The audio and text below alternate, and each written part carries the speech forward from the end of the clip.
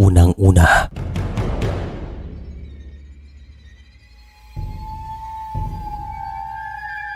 ang ilan sa mga Pilipino ay mahilig sa mga kwentong kababalagan. At mayroon akong ikukwento.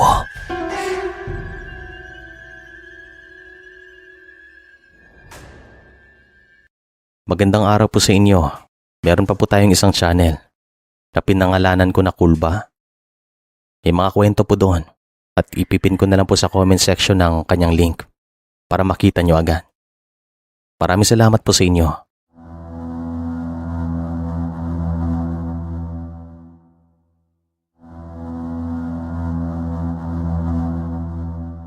Magandang araw po sa inyo, Sir Chris. Ang karanasang ito ay nangyari sa lugar namin sa Batangas way back 1988. Noong time po na ito ay nasa 16 na taong gulang pa lamang ako. Nagbibinata at yung mga kuya at ate ko ay kinupkup ng aking mga tiyo at tiya nang sa ganun ay mabigyan sila ng pagkakataon na makapag-aral. Yung tatay kasi namin ay nagkaroon ng sakit noong mga bata pa lamang kami. Yung nanay naman namin ay maagang sumakabilang buhay. Ako po yung naiwan kay tatay at nung time na to, ako ang nag-aalaga sa kanya. Ako rin pong bunso sa aming magkakapatid at napag-usapan na rin namin na kapag nakatapos sa pag-aaral ang aking mga ate at kuya, ako naman ang kanilang papaaralin at naging maayos naman ang sitwasyon namin. Isang hapon, Iyo, ipagtimpla mo nga ako ng mainit na kape at saka lagyan mo na rin ng kanin. Yan lang ang aking magiging hapunan. Tay, kumain po kayo ng tama. Meron naman tayong mga ulam dito. Pinadalan tayo kanina ni Tia. May isda, may mga manok din tayo. Isang sabi mo lang, kakatayin ko mga yan at lulutuin. Wag na, Iyo. Ayos na ako sa kape at kanin. Sige na. Agad naman ako nagtimpla ng kape, Sir Chris. Kasi kung kukontrahin ko ulit si tatay, sigurado na magbabangayan lamang kami. Pagkatapos ko naman magtimpla, ay nilagyan ko nga ng kanin ng kape, saka binigay kay tatay. Sa mga sandaling nakatitig ako sa kanya, ay napagtanto ko na parang hirap na po ito sa kanyang kalagayan. Alam ko at nararamdaman ko na gusto niyang tumulong sa amin. Subalit wala siyang kakayahan nang dahil nga napilay po ito. Nahulog sa kalabaw. Yung kalabaw naman na sinasakyan niya nung maganap ito ay pagmamay-ari din naman namin. At nung time na to, nasa likod pa rin namin ang bahay. O nasa likod pa rin ang bahay namin. Mahal na mahal namin ang kalabaw na yon kasi malaking naitulong niya kay nanay at tatay. Nasa 20 na rin ang kanyang edad, Sir Chris. Kasing edad sila ng aking kuya sa mga panahong ito. Pagkatapos ko naman magluto ng ulam, ay agad akong kumain ng hapunan. Si tatay naman ay tapos na at nakahiga na rin sa kanyang kama. Handa na itong matulog. At halos araw-araw din po, lalo na tuwing umaga, ay ginagala ko ito sa baryo. Meron na rin naman siyang wheelchair nung time na to, na niregalo sa kanya ng aking tsuwi na nasa ibang bansa. Hindi na po siya nakakalakad kasi malalang tama sa kanya. Lalo pat nung time na to ay hindi pa ganun ka-advance ang paggagamot dito sa atin. Nasa probinsya din kami at talagang mahirap. Kaya wala kami nagawa noon. Bandang 6:00 ng gabi ay tulog na si tatay. Ganito sa amin noon, maaga pa lang ay tulog ng mga tao. Taliwas naman sa aking kaalaman, si tatay meron pa palang nararamdamang iba. Kumbaga, meron po siyang tinatago sa amin na hindi niya sinasabi. Tinatago lamang niya kasi ayaw niya siguro na maging pabigat sa mga kapatid niya. Ito ang isang dahilan na nakikita ko nung time na to. Bandang 9:00 ng gabi, mahimbing ng aking pagtulog nang bigla kong nagising nang dahil parang may humaplo sa aking mukha. Napakalamig na mga kamay na iyon. Kaya naman agad ako nang patingin sa aking paligid. kasi baka merong ang tao. Pero wala akong nakita. Nakasindi naman ang gasera. Bumangon ako at tumayo nang dahil napakalamig din ang kwarto at napagpasyan kong isarang nakabukas na bintana. Nang matapat ako doon ay umihip ang malamig na hangin papasok sa kwarto at amoy na amoy kong malansa at mabaho na sigurado akong nanggagaling sa labas. Kaya naman agad akong napatakip sa aking ilo. Tumingin ako sa magkabilang bahagi at wala naman ako nakitang magiging sanhi ng amoy na ito. Kaya naman labis ang aking pagtataka kung saan nanggagaling. Hanggang sa nakarinig ako ng mga yapak sa bubong ng bahay namin na nung time na to ay gawa lamang sa pawid. Agad naman ako napatingala kasi nagtataka ako kung ano yung naglalakad. Mapapaisip ka na tao kasi mabigat ang mga yapak. Tapos yung pawid ay bumababa ng kaunti sa bawat yapak niya. Kaya naman natakot na rin ako. Hanggang sa naisipan kong tumungo sa kwarto ni tatay para sabihin sa kanyang tungkol dito. At nang makarating ako doon ay nakita ko siyang gising. Kaya nagulat ako. Nagbabantay din pala ito at nakikiramdam. Pero sa mga sandaling ito, Sir Chris, ay nakaupo ito at nakasandal sa dingding na pumapagitan sa aming mga kwarto. Parang pipikit na rin ang kanyang mga mata at parang ang hina ng kanyang katawan. Yun bang taong malapit ng mamatay? Ganito ang description ni tatay sa mga sandaling ito. At nararamdaman ko na mayroong mangyayaring hindi maganda sa kanya. Tay, ayos lang po ba kayo? Anong problema? Nagugutom po ba kayo? May nararamdaman po ba kayong masakit? Wala iyo.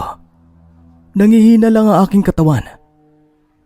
Pero nagising ako nang dahil merong naglalakad sa bubong natin. Oo nga tay. Nadidinig ko rin po sa kwarto. At alam nyo, meron pong humaplos sa aking muka. Kaya ako nagising. Malamig na mga kamay. Tumingin si tatay sa akin at ngumiti. Sabay sabing si nanay daw ang may gawa. Kasi bago daw siya magising ay napanaginipan niya si nanay. Napanaginipan daw niyang ginigising ako ni nanay. At saka sinabihan daw siya nito na oras na para magkasama silang dalawa. Dito pa ako kinilabutan kasi sa buong buhay ko, ito ang unang pagkakataon na nakarinig ako ng ganito kay tatay. Masasabi ko na hindi pangkaraniwan ang sitwasyon na ito, kaya naman nakakapanibago. Makalipas ang ilang sandali ay biglang umalulong ang mga aso ng kapitbahay namin. Halos sabay-sabay pang mga ito. Kaya naman dito na ako kinilabutan. At napagpasyan ko namang kumuha ng itak sa kusina para makasigurado. Kasi parang tao talaga yung naglalakad sa bubong. Hindi naman mag-iingay ang mga alagang aso ng kapitbahay namin kung wala silang nakikitang hindi maganda. Sumenyas naman si tatay sa akin na lumapit sa kanya kasi meron daw itong sasabihin. At dito na siya bumulong sa akin na nakita daw niya sa bintana kung ano bang nasa bubong namin. Bali nakapatiwarik daw ito at sigurado na nakadapa sa bubong at sumilip sa bintana. Dito na ako kinabahan at tumingin sa bintana. Pero wala naman ako nakitang kakaiba. Nagtayuan din ang aking mga balahibo at tinawakan ko ng mahigpit ang itak na hawak ko. Sinabihan ko naman si tatay na kumalma at patakbo akong tumungo sa bintana para isara ito. At matapos kong gawin to, umalingasaw ulit ang mabahong amoy. Dito na ako napatakip ulit sa aking ilong at si tatay nanginig bigla. At nung hawakan ko ang kanyang mga kamay, ay napakainit. Hinawakan ko rin ang kanyang noo at leeg, pero ganun din. Napagtanto ko naman na inaapoy na po ito ng lagnat, kaya naman dito na ako nagpanik. Hanggang sa sumigaw ako ng sumigaw para marinig ako ng kapitbahay namin. Mabuti naman at tumugon sila sa akin at makalipas ang ilang sandali ay tumungo sila sa bahay namin at nagtanong kung anong problema. At dito na ako nagtanong kung meron ba silang nakita sa bubong. Pero ang sagot nila wala. Wala silang nakitang kakaiba o ano man dyan. Kaya naman labis ang aking pagtataka. Kasi sigurado kami na meron talagang naglalakad sa bubong namin. Tapos bago makarating yung mga kapitbahay namin, Sir Chris, ay bigla na namang nawalang malansa at mabahong amoy. Kaya naman nakapagtataka. Nagtanong naman ng isa naming kapitbahay kung ano ang naging karanasan namin. At dito ko na kinuwentong lahat habang inaalagaan si tatay. Natataranta na rin ng isang kapitbahay namin na babae kasi baka anong mangyari daw kay tatay. Hanggang si inutusan niyang kanyang dalawang anak na mas matanda lang sa akin ng ilang taon na tawagin ng isang kabaryo namin at hinga ng pabor na kung pwede ay dalhin si tatay sa bahay paggamutan. Kasi meron iyong sasakyan nung time na to at isa sila sa pinakamayaman sa bayan namin. Yun nga lang, medyo masungit at dapat tamang timing ang paghingi ng pabor sa kanya. Iniisip ko na rin sa mga sandaling ito na siguradong hindi iyon papayag. Parang wala po yung pakialam sa ibang tao. Ang iniisip lang niya ay ang kanyang sarili at pamilya. Kaya naman humingi na ako ng pabor sa asawa ng kapitbahay namin na tumawag na lamang ng iba. Pero hindi nagtagal ay dumating po itong kabaryo namin na masungit, dalang kanyang sasakyan. Isang himala na pumayag ito sa hiningi naming pabor. Agad naman naming binuhat si tatay at isinakay sa kanyang sasakyan at agad kaming tumungo sa bahay paggamutan. Yung daan po palabas ng aming baryo ay talagang maraming bato at maputik din. Nung time na to ay umuulan pa. Kaya naman dahan-dahan sa pagmamaneho yung kabaryo namin kasi baka madisgrasya kami. Dagdagan pa na madilim sa mga sandaling ito. At sa kalagitnaan ng aming biyahe ay nakarinig po kaming lahat ng tiktik. Talagang sinusundan kami. Tapos pagaspas na mabibigat na para bang isang malaking ibon ang nakasunod sa amin. Nang dahil naman dito, yung dalawang anak ng kapitbahay namin na may mga dalang itak ay inilabas ang katawan sa bintana ng sasakyan. Kanilang tinignan ng itaas kung meron bang sumusunod pero wala po silang nakita. Pero yung tik-tik na nadidinig namin ay talagang sinusundan kami sa mga sandaling ito. Yung kumpare naman ni tatay na kapitbahay din naman namin ay inilabas din ang kanyang ulo sa bintana. At dito na siya sumigaw ng sumigaw na layuan daw kami. Kasi kapag malaman namin kung sino siya, talagang tutugisin namin. Nang makalabas na kami ng bari, Sir Chris, si tatay nawalan ng buhay. Pero pinapaharurot ng driver ang kanyang sasakyan. Kasi gusto ko pang mabuhay si tatay. At gustong maribab ito sa bahay paggamutan. At matapos ang mahigit kalahating oras na biyahe, nakarating nga kami doon. At sinubukan naman siyang i-revive. Pero wala na po talaga siya. Sabi naman ng kabaryo namin, baka yung mga napapanaginipan ni tatay at yung humaplos sa akin bago ako magising ay mga sinyalis na magpapahinga ng aming ama. At nung naimasmasan ako at kumalma, inisip ko rin na baka ito na nga ang huling araw ni tatay at kailanman hindi na ito babalik pa. At sa gabing ito, sinusundo na pala siya ni nanay. Kinabukasan ay agad ko namang pinaalam kina ate at kuya ang tungkol dito. At yung mga tiyo at tiya namin ay tumungo rin sa bahay para alamin kung anong nangyari kay tatay. Hindi naman po sila makapaniwala sa aking mga kwento. Kasi talagang kakaiba at ni minsan ay hindi pa sila nagkaroon ng ganitong karanasan sa kababalagan. Kaya naman kinilabutan din ang mga ito. Sa lamay naman ni tatay, may mga nagpaparamdam pa rin naman sa amin. Pero halos lahat ng mga kabaryo namin ay nagiging alerto tuwing gabi. Pati ng aking mga tiyo at tiya. Kasi siguradong merong gustong kumuha kay tatay.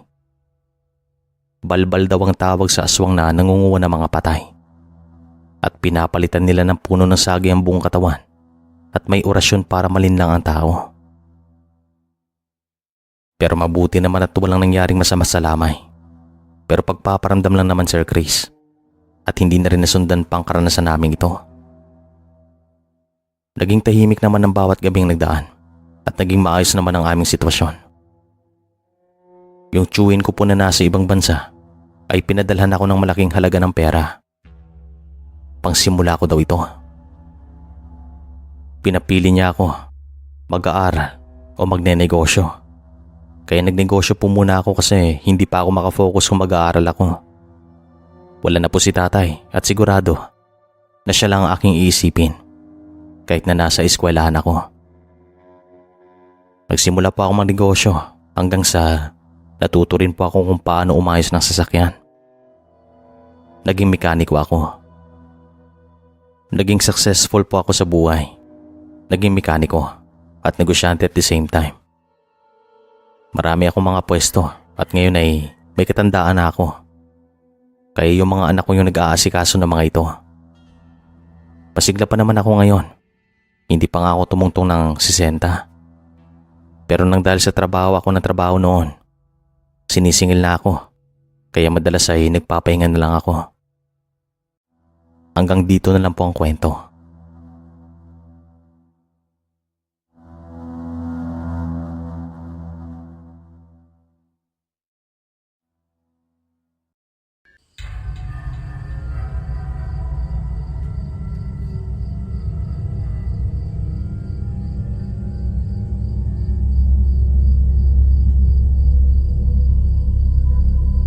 Magandang araw po sa inyo.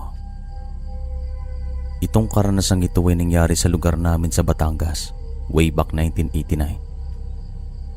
Sa mga panahon po na ito, ako ay nasa 12 taong gulang pa lamang. At kaya naman ako nandito kasi hindi ko makalimutan ang karanasang ito. Talagang nagbigay ito ng kilabot sa amin.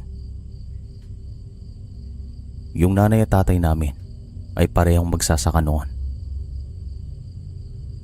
May mga pagkakataon din na naglalako sila ng mga isda sa iba't ibang baryo. Lalo na kung maraming huli ng aking tiyo na isang mangingisda. May mga pagkakataon din na sumasama ako sa dalawa. Lalo na kapag wala akong pasok. Ako pong bunso sa aming magkakapatid at babae po ako. Maraming salamat po sa pagkakataon. Sisimulan ko na ang kwento. Isang hapon, pagkarating ni nanay at tatay galing sa pagtitinda ng mga isda, ay agad ko silang tinulungan. Yung mga natirang isda ay niluto namin ni kuya kasi ito ang uulamin namin sa hapunan. Bandang 6 ay napansin ko na si nanay hindi mapakali. Yung tipong nababalisa ito at para bang may dinaramdam. Tapos unti-unti pong namumutla ang kanyang mukha. Sabi ko naman kay tatay, baka merong nangyayaring hindi maganda kay nanay. Baka tatamaan po ito ng lagnat o di kaya nagdala sa sobrang pagod. Sila po kasi ni tatay ay talagang mga workaholic. Ayaw po nilang tumambay lang. Gusto nilang gumagalaw ang kanilang katawan. Nay, ayos lang po ba kayo? Masama ho ba ang inyong pakaramdam? Tanong ko sa kanya. Medyo nilalamig ako. Hindi ko alam kung bakit. Tatamaan yata ako ng lagnat. Sagot naman niya. Hanggang sa nagsabi si tatay, napatignan namin siya sa isang doktor na nakatira sa aming bayan. Kumbaga, hihingi lamang kami ng pabor kasi napakalayo talaga ng bahay pagamutan mula sa amin. Mga 1 oras ang biyahe. Pero ngayon, meron nang malapit. O sige na, pagkatapos nating magapunan, pupunta tayo sa bayan para mapatignan ng nanay nyo. Kumain na kayo. Sabi ni tatay at agad naman po kaming kumain. Bandang 6:30 ay umalis na kami ng bahay at mula naman sa aming baryo ay kinakailangan namin maglakad ng mahigit kalahating oras bago marating ang aming bayan. Tapos yung bawat gilid po ng daan ay talahiban. Marami ring mga puno. Hindi pa kasi ganun karaming nakatira sa amin nung time na to. Kaya malalaki din ang agwat ng mga bahay sa isa't isa. Hindi pa man kami nangangalahati ay nakarinig naman kami ng isang tunog. Parang gawa ng isang manok na nangingitlog. Kaya naman kaming lahat ay nagtataka kasi wala naman pong nag-aalaga ng mga manok sa bahagi na yun. At isa pa, wala pong kabahayan doon. Pero sabi naman ng isa kong kuya, baka naligaw lamang doon. Kaya naman ang nga sitong tignan ng sa tingin naming manok sa likod ng mga talahib. Hayaan mo na yan, baka mapano ka pa dyan. Baka may ahas dyan at matuklaw ka pa. Sabi ni tatay kay kuya. Ulam din po ito, tay. Saglit lang to. Sabi naman ni kuya. At lahat naman kami ay napahinto sa paglalakad habang nakatingin sa kanya. Pumasok nga si kuya sa bahagi na kung saan nagagaling ang tunog ng manok. Pero nung nakita niya ito, sa maniwala kayo hindi, ay napasigaw siya nang dahil sa sobrang takot. Parang naging babae ito sa mga sandaling yon. Ang kanyang mga balahibo ay nagtatayuan. Kaya naman kami nagtataka kung ano ang kanyang nakita. Hoy, kumalma ka. Anong problema? Tanong ni tatay sa kanya. Tay, lumayo na po tayo dito. Nakakatakot yung mukha niya. Bulalas naman ni kuya.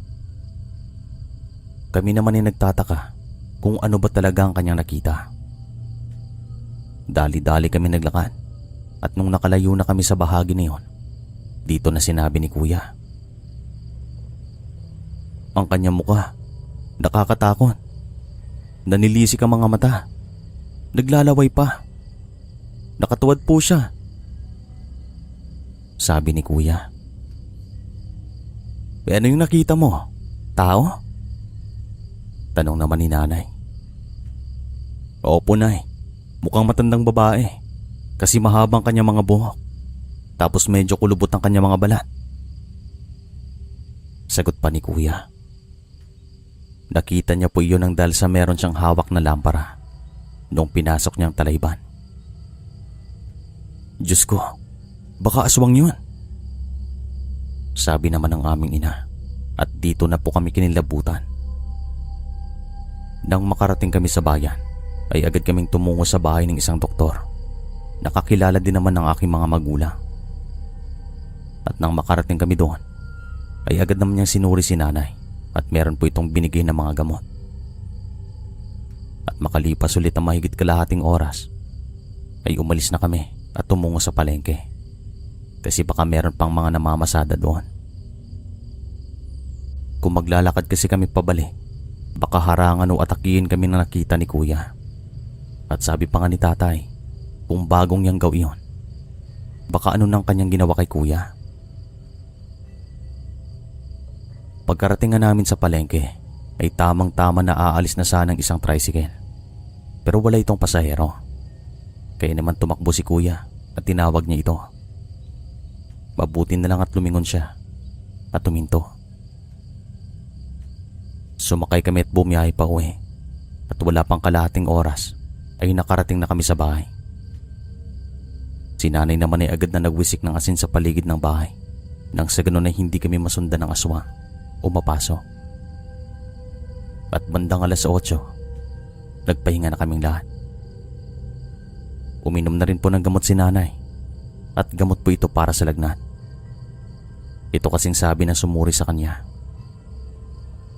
Bandang alas 11 ng gabi ay parang may umihip sa aking tenga. Tapos nakaramdam ako ng napakalamig na hangin. Kaya naman agad kong minulat ang aking mga mata. Yung dalawa kong kuya ay nasa kabila. Ako naman ay nag-iisa lang sa kwarto. At si nanay at tatay sa labas natutulog. Naglalatag na lamang sila ng banig at nagkakabit ng kulambo para hindi sila lamukin.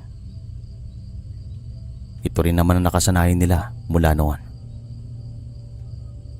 Nang dahil naman dito ay agad akong bumangon at tumingin sa aking paligid kasi nakakaramdam ako ng ibang presensya. Sa mga sandaling ito ay kinikilabutan ako at hindi ko alam ang aking gagawin. Nakaupo lamang ako at nakikinig sa paligid. Nakikiramdam na para bang isang praning. Walang ano-ano ay nakarinig kami ng mga yapak sa labas ng kwarto. at yung bahay po namin ay merong silo. At ang sahig namin ay gawa lamang sa kawayan. Kaya sa tuwing maglalakad ka ay lumalangit-ngit. At inisip ko naman na sa mga sandaling ito, isa sa aking mga magulang ay gising.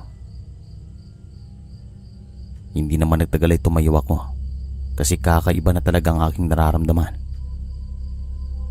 Para bang bumigat bigla at hindi ko naman alam kung bakit parang may tumutulak sa akin na tignan si nanay at tatay. Hindi ko alam kung bakit ganito. Tumungo nga ako sa pinto at dahan-dahan ko itong binuksan. At nung nakita ko ng labas ay nagtataka ako kasi nakahiga naman silang dalawa. Maliwanag pong buwan at yung sinag ito matama sa kanilang muka. Yung bintana kasi ay nakabukas. Tumingin ako sa kwarto ng aking mga kuya at nakita kong nakalak naman ang kanilang pinto. Tumingin naman ako sa kusina banda at dito na pa ako nakaramdam ng matinding takot. Para bang hihiwalay ang aking kaluluwa nang dahil sa nakakita ako ng figura ng tao na nakatuwad talaga sa pintuan. At hindi ko alam kung bakit nakabukas ang pinto. Siguro binuksan niya at ang kanyang silhoueta ay aking nakikita. At masasabi ko na isa talaga itong tao. Nang dahil naman dito ay napasigaw ako ng malakas habang nakatingin kina nanay at tatay. At agad naman silang nabulahaw. Sa maniwala kayo hindi, pagtingin ko ulit sa bahagi na kung saan ko nakita ang nilalang na iyon, ay wala na ito. Tapos dito na po umalulong yung mga aso ng kapitbahay namin. Para bang meron silang nakikitang hindi maganda. Natataranta akong lumabas ng aking kwarto at agad akong yumakap kay nanay. At naramdaman ko na talagang mainit ang kanyang katawan. Inaapoy po ito sa lagnat. Kung hindi ako yumakap sa kanya, hindi talaga namin malalaman na mataas na palang kanyang lagnat. At sina kuya naman, lumabas ng kanilang kwarto. Anong nangyayari dito? Tanong ng aming panganay at sinabi ko naman ang lahat sa kanya. Lumabas naman sila ng bahay at dinikot ang bakuran namin pero wala silang nakita. Subalit yung mga aso ng kapitbahay namin ay tahol pa rin ng tahol na para bang meron silang nakikitang hindi maganda. Kaya naman sabi ni tatay, nasa paligid lang nilalang na ito at hindi pa siya nakakalayo. Maya-maya lang ay nanginig po si nanay nang dahil sa taas ng kanyang lagnat. At nung sinindihan kong mga gasera ay dito ko na po nakita ang kanyang muka. Hindi ko alam kung ano ang magiging reaksyon ko, pero yung mukha po niya ay para bang isang malamig na bangkay. Namumutla ito at ang kanyang mga mata ay nanlalalim. Parang hindi ito nakatulog na maayos. Alam ko at nararamdaman ko na merong nangyayaring hindi maganda sa kanya. Kaya naman tinawag ko na si tatay at ang aking mga kuya. Nang makapasok ng mga ito, ay agad silang nag-alala sa kalagayan ni nanay. Kasi kitang-kita sa kanyang mukha na meron talagang mali sa kanya at nangyayaring hindi maganda. Hindi naman namin alam ang aming gagawin. Maliban sa malayo ng bahay pagamutan, ay tulog pa ang mga tao sa mga sandaling ito. Hindi rin namin alam kung kanino kami lalapit para makahingi ng tulong. Hanggang sa isang kalabog pong narinig namin sa bubong. At dito pa mas nagingay ang mga lagang aso ng kapitbahay namin. Yung ilan ay tumahol at yung ilan ay umaalulong pa. Nakakahilakbot pakinggan. Bigla namang pinagtutusok ni tatay ang bahagi na kung saan namin narinig ang kalabo gamit ang kanyang matulis na itak. At sa maniwala kayo hindi, nakita namin na yung itak ay may mga dugo. Kaya ang ibig sabihin na tamaan po ni tatay ang kung ano man ang nasa bubong. Nagparinig pa ito na nasa galit na tono. At dito na namin napagtanto na yung nangyayari kay nanay ay meron na talagang kinalaman sa kababalagan. Lumabas pa sina kuya para makita ang bubong pero wala silang naabutan. Nakarinig kami ng pagaspas bago sila makalabas ng bahay at siguro lumipad siya papalayo o di kaya nag-ibang anyo para makaalis. Hindi naman nagtagal ay pumasok sina kuya at nagsabi na mukhang kailangan naming lumapit sa isang albularyo at sumang-ayon naman kami sa kanilang suwestyon. Alauna ng madaling araw ay umalis kami at naglakad patungo sa bahay ng isang albularyo na matatagpuan sa Karatig Baryo. Medyo malayo-layo ang aming lalakarin pero wala kaming magagawa. Kinakailangan naming mapatignan si nanay. At nang marating namin ang bahay niya, ay agad siyang napailing na para bang alam agad niya ang nangyayari kay nanay. Mukhang natataranta po ito at hindi mapakali. Para bang gusto agad niyang magamot si nanay. Saan ka huling kumain? May dinaluan ka bang okasyon ng mga nakaraan? Tanong niya kay nanay at dito naman tumango ang aming ina at nalaman naman namin na marami pala siyang kinainan. Maliban dito ay meron pang mga nagbibigay sa kanya ng pagkain na kasama din nila sa pagtatrabaho sa palayan. Niyanggaw ka. Kinakailangan kitang magamot sa lalong madaling panahon. Kasi kung hindi, magiging katulad ka niya. Direkta ang sabi sa amin ng albularyo at agad naman kaming kinilabutan. Pilit namang inalala ni nanay kung sino ang nagbigay sa kanya ng mga pagkain. Pero hindi namin matukoy kung sino ang naghawa sa kanya. Kasi marami po sila at karamihan pa sa mga ito, taga-ibang bayan. Bali dumadayo lamang sila sa amin para magtrabaho. At yun nga, ginamot ng albularyo si nanay. Meron siyang mga ginawa at hindi namin alam kung anong mga dasal ang kanyang ginamit. Basta pagkalipas na mahigit kalahating oras, ay agad namang sumuka si nanay at sa maniwala kayo hindi, kanyang iniluwa ang sisiw na kulay itim at agad naman itong dinakip ng albularyo. Iyon na palang namumuo kay nanay at magmula sa araw na ito, hindi na po siya kumakain ng mga binibigay sa kanya. Maliban na lang kung galing sa mga kamag-anakan namin. Kasi parang na-trauma po ito. Yung pakiramdam daw na parang lilipad siya tuwing gabi. Tapos hindi siya makatulog na maayos. Hindi naman nasundan ang karanasan namin ito at nagpapasalamat kami sa albularyo. Kaya siguro hanggang dito na lang po ang kwento. Maraming salamat po sa inyo.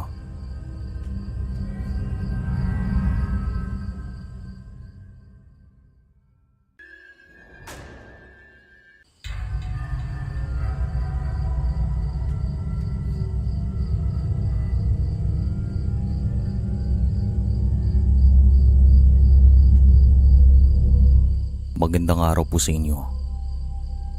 Itong karanasang ito ay nangyari sa lugar namin sa Batangas way back 1980. Itago niyo pa ako sa pangalang Helen.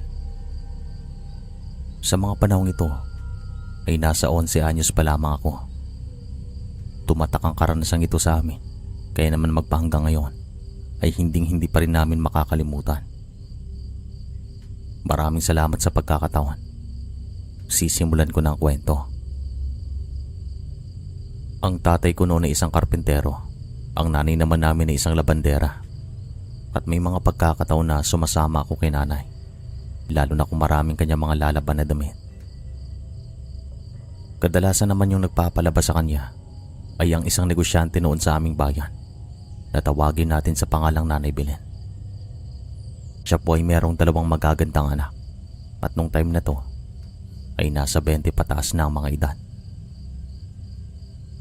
Biyuda po itong si Nanay Belen pero marami siyang mga negosyo lalo na sa kabisera. Kaya naman marami silang pera. May mga tauhan din ng mga ito na galing pa sa iba't ibang probinsya. Halos hindi nga niya nakikilala ang iba kasi yung pinagkakatiwalaan talaga niyang tauhan na tawagin nating Mang Berto ang siyang naghahanap ng mga tauhan. Wala naman kasing oras si Aling Belen nang dahil abala ito sa kanilang mga negosyo. At ito namang 2 anak niya ay tawagin na lang nating Ate Maya at Ate Gina. Mababait din ang mga ito at sa katunayan, kapag meron nga sila mga damit na hindi sinuso, ay binibigay nila sa akin. At tuwing Pasko naman, marami din silang binibigay na pagkain sa amin. Lalo na yung mga tsokolate na galing pa sa ibang bansa. Isang linggo bago magpasko ay pinatawag si nanay ni Aling Belen kasi marami siyang labahan. Kami naman ni nanay agad na tumungo sa kanilang bahay kasi 6:00 pa lang na umaga. Tamang-tama lang yan kapag matapos na kami ay mataas ng araw. Pagkarating nga namin sa kanilang bahay ay agad kaming sinalubong ni Ate Maya at nagsabi ito na kami na daw ang bahala kasi meron siyang pupuntahan. Pagkapasok naman namin ay agad kaming tinawag ni Nanay Belen. "Balik kayo dito, meron akong sasabihin sa inyo," sabi niya at lumapit naman kami sa kanya. "Magandang umaga po, Nanay Belen," sabi ko naman at ngumiti ito. "Eto ang sahod niyo. Sobra yan sa kadalasang binibigay ko. Para sa inyo yan, para sa Pasko," sabi ni Nanay Belen. "Naku, maraming salamat, Belen. Tamang-tama, meron na kaming panghanda," sabi naman ni nanay sa kanya at makikita sa mga mata ng aking ina ang lubos na kasiyahan. "O sige na, kayo nang bahala dito ah. At siya nga pala, pwede niyo bang kumustahin si Gina? Nagkakasakit kasi. Aalis din ako ngayon nang dahil nagkaroon ng problema sa isang tindahan ko sa bayan," sabi ni Nanay Belen. "Kami na pong bahala dito, Nanay Belen. Titignan ko po si ate kada 10 minuto," sagot ko naman at hinaplos naman ni Nanay Belen ang aking noo sabay paalam. Nang makaalis na nga ito ay agad naming inumpisa ng paglalaba.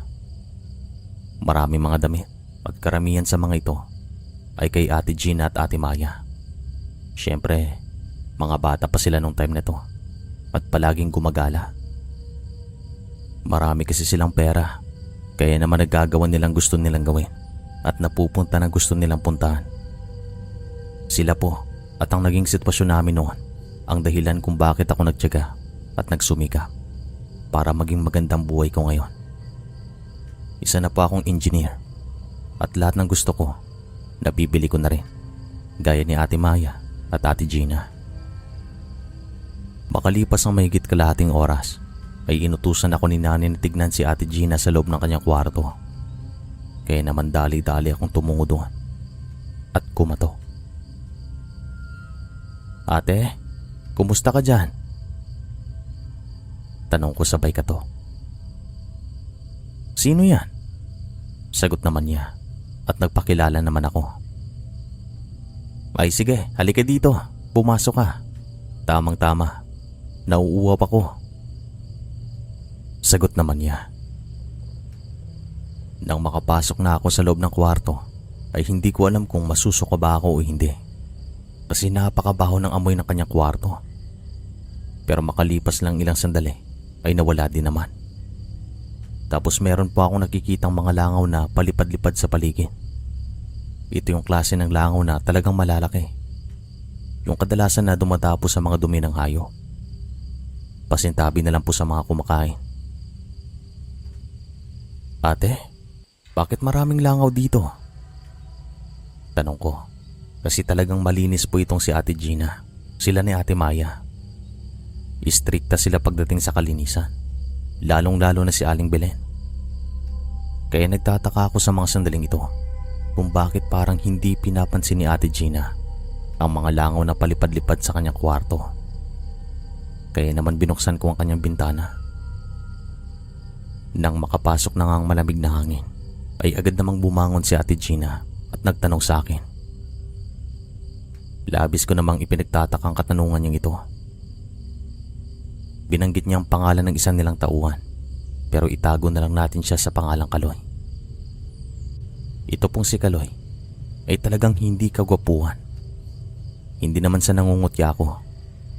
Maliban dito, napakadugyot niya. "Nakita mo ba si Kaloy? Dumating na ba siya? Sabi niya kahapon, dadalhan niya ako ng pagkain," Biglang sabi ni Ate Gina. At sa mga sandaling ito ay napaisip ako kung bakit yung pagkain ni Kaloy ang gusto niya. Ay hindi ko alam ate. Mga kalahating oras pa lang kami dito. Hayaan mo. Tatawagin kita kapag dumating na si Kaloy. Sabi ko sa kanya. Sige, tawagin mo ako. Hindi pa ako nakakapag-almusal. Yung pagkain niya gusto ko ngayon. Masama kasi ang pakaramdam ko. Ang sarap kasing magluto ni Kaloy. Dagdag pa ni Ate Gina. Sige ate, akong bahala. Sagot ko naman. Lumabas ako at tumungo sa likod ng bahay na kung saan kami naglalaban ng aking ina. Oh, kumusta ang Ate Gina mo? Tanong agad niya. Nay, inaasahan niyang darating si Kaloy kasi magdadala daw yun ng pagkain. Sabi ko naman. Bakit naman niya hinahanap si Kaloy? Nagtatakang tanong naman ni nanay kasi noon ay hindi naman pinapansin ni Ate Gina si Kaloy. Tauhan lamang nila ito sa isa nilang tindahan pero paminsan-minsan ay kinakausap naman ito ni ate. Hindi ko nga alam, Nay. Siguro minsan na niyang natikman ang pagkain ni Kaloy at nagustuhan siguro ang lasa. Sabi ko naman at tumango na lamang si nanay. Makalipas naman ng mahigit kalahating oras ay tumungo ulit ako sa kwarto ni Ate Gina para kumustahin ito. Ito kasing sabi ni Nanay Belen. Ang tignan at kumustahin si ate. At bago pa man ako makatayo ay narinig ko na merong tumatawag sa labas ng bahay. Ito nang hinihintay ni Ate Gina, si Kaloy. Kaya naman tumungo ako sa gate at binuksan ko ito. Meron nga siyang dalang pagkain at hindi ko alam nung una kung ano ang nasa loob ng parang lunchbox. Pero alam kong ulam ito. Ito na ba yung pagkain ni Ate Gina? Akin na. Ibibigay ko sa kanya. Sabi ko kay Kaloy at inilayo naman niya ito sa akin. Ako na magbibigay sa kanya. Alam kong gusto niya akong makita. Sagot naman ni Kaloy at nagtaka naman ako. Oo sige, ikaw ang bahala. Sagot ko naman at pumasok nga po si Kaloy sa loob ng bahay at syempre sumunod ako sa kanya. At nang marating namin ang kwarto ni Ate Gina ay nakita ko naman ang kasiyahan sa kanya mukha nung makita niya si Kaloy. Labis talaga ang aking pagtataka at lumabas naman si ate sa kwarto para lantakan ng dalang ulam ng lalaki. Gusto mo bang kumain? Tanong pa sa akin ni Ate Gina pero sabi ko busog ako at mamaya na kami kakain ni nanay. Sa maniwala kayo o hindi, naubos ni Ate Gina ang dalang pagkain ni Kaloy. Tapos ang ganda pa ng kanilang usapan.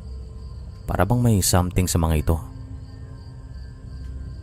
Hindi naman ako makapaniwala. Basta, hindi ko lang po maipaliwanag. Kahit si nanay napapailing sa kanyang nakikita.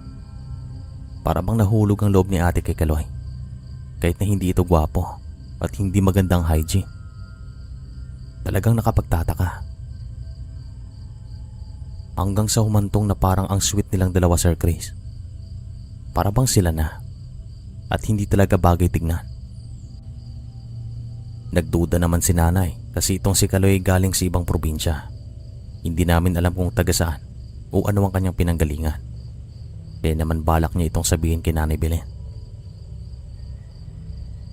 Makalipas ang mahigit kalahating oras ay nagpaalam naman sa amin si Kaloy at ang huling narinig namin ay babalik daw siya bukas para makita si Ate Gina. At nung nakaalis na ito, tinignan namin si ate at nakita namin siyang nakangiti, nagsasalita at para bang wala sa katinuan. Alam namin ni nanay na meron nang nangyayaring hindi maganda sa kanya. Meron itong kinalaman sa kababalagan. Bandang 11:00 ng umaga ay dumating naman si Nanay Belen at dito na namin kinuwento ang lahat sa kanya. Hindi naman po siya makapaniwala kasi itong si Kaloy dapat sana ay nasa isa niyang tindahan, nagtatrabaho. Pero hindi niya alam na tumungo pala ito sa kanilang bahay para dalhan ng pagkain si Ate Gina.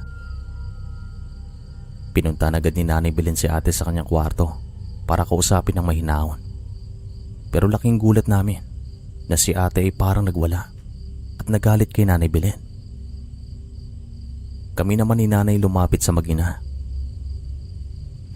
"Huwag na huwag niyo akong kokontrahin pagdating kay Kaloy." Pasigaw na sabi ni Ate Gina kay Nanay Belen na siyang aming ikinagulat. Yung dating magalang, mahinhin at marespeto ay parang nagbago. Sa katunayan takot po si Ate Gina at Ate Maya kay Nanay Belen. Pero sa mga sandaling ito ay nagulat talaga kami sa pinakita niyang asal. Parang hindi na po siya ito. Lumabas naman si Nanay Belen at kinausap kami ng aking ina. "Alam mo Belen, duda ako dyan kay Kaloy na yan. Naniniwala ka ba sa kababalagan? Sa gayuma?" Tanong ni Nanay at napailing naman si Nanay Belen. "Sige nga, tumawag nga kayo ng albularyo nang magkaalaman na. Mukhang hindi na nga itong aking anak." Sabi naman ni Nanay Belen at tumango naman kami. Mabuti naman at ang aking ina ay merong kilalang albularyo na talagang tanyag sa aming bayan. Matanda na po siya sa mga panahong ito. Siguro nasa 70 anyos na. At nang marating namin ang kanyang bahay, ay agad namin siyang sinabihan na kailangan namin ng tulong niya. At bumalik agad kami sa bahay ni Nanay Belen. Sa unang kita pa lang ng albularyo kay Ate Gina, ay agad siyang napailing. "Gayuma to, sa pamamagitan ng pagkain," sabi niya at nagulat kami kasi hindi pa namin sinasabi sa kanyang lahat. Nalaman agad niya. Meron po siyang mga ginawang orasyon at maya-maya lang ay nakatulog si Ate Gina. Sinabihan naman kami ni Nanay Belen na wag na muna kaming umuwi at doon na lang muna kami manatili sa kanilang bahay hanggat hindi pa gumagaling si ate. Hindi naman kami tumanggi pero pinaalam muna namin kay tatay tungkol dito at pinayagan naman kami. Kinagabihan Sir Chris, sa maniwala kayo hindi, bandang 8:00 ay merong lumundag sa bubong ng bahay at kanyang pinukpok ang bubong ng paulit-ulit. Kasabay nito ay isang tunog na nadidinig namin na ayon naman kay Nanay ay isang tiktik ang gumagawa. Nagpapahiwatig na merong aswang. Nagparinig naman si Nanay sa kanya at ilang ulit niyang binanggit ang pangalan ni Kaloy hanggang sa tumigil ito. Pero nadidinig pa rin namin ang kanyang mga yapak na paikot-ikot lang sa bubong ng bahay. Kaming lahat ay nasa isang kwarto lang. Puro pa kami babae. Takot na takot kami kasi parang galit yung nagpaparamdam na aswang sa amin. At si Ate Gina ay parang bumalik na sa dati niyang pag-iisip. Hindi nga ito makapaniwala na ganito ang ginawa niya, na para bang nahumaling ito kay Kaloy. Makalipas ang mahigit kalahating oras ay huminto din ito sa pagpaparamdam at hindi na namin nadidinig ang tiktik na tumutunog.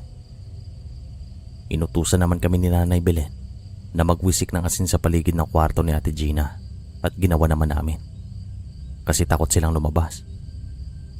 Hindi kami masyadong nakatulog nung gabing ito at kinabukasan pinatawag ni Nanay Belen si Kaloy sa kanilang tindahan pero hindi daw ito pumasok. At sa maniwala kayo hindi na ito nagpakita. Hindi na nga niya nakuha ang kanyang sahod.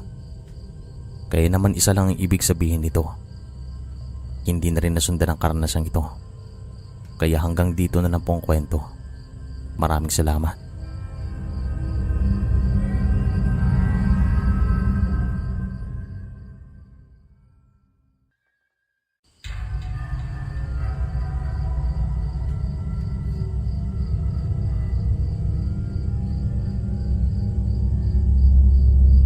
Magandang araw po sa inyo. Itong karanasang ito ay nangyari sa bahay namin sa Batangas taong 1992. Bali nung time na to ay buhay pa ang aking lolo't lola at kadalasan sa bahay po nila ako nagpapalipas ng gabi. Mas malayo kasi ang bahay ng aking mga magulang mula sa bukana ng baryo. Kaya sa tuwing meron kaming paso, kay lolo at lola ako nagpapalipas ng gabi. Hindi naman namin nakalain na magkakaroon pa kami ng karanasan sa kababalagan. Kasi tumanda lang si lolo at lola sa baryo, ay hindi naman sila nakaranas ng anumang kababalagan. At nagsimulang lahat ng ito nang dahil sa isang alitan. Isang hapon, pagkarating ko sa bahay, ay nakita ko si lolo na merong kinakausap sa labas ng bakuran. Para bang nagtatalong mga ito.